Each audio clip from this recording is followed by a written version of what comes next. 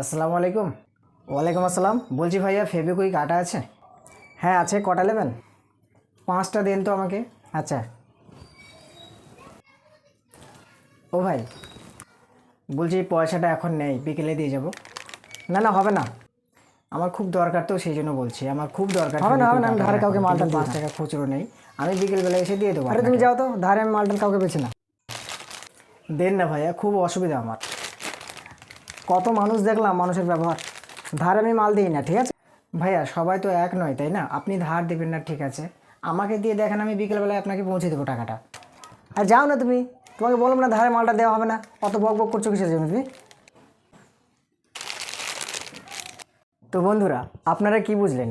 অনেকই দোকানদার আছে, অনেকই ব্যবসায়িক আছে, তারা কাস্টমারদের সঙ্গে ঠিক মতো করে ব্যবহার করে না, সবসময় যেন খিটখিটে মেজাজ নিয়ে পড়ে থাকে।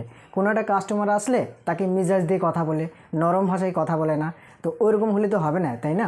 দোকানদারদেরকে সবসময় কাস্টমারকে নরম ভাষায় কথা বলতে হবে, তাদের সঙ্গে ভালো ব্যবহার রাখতে হবে, তবেই না ওই কাস্টমারটা আবার দোকানে আসবে, তাই না?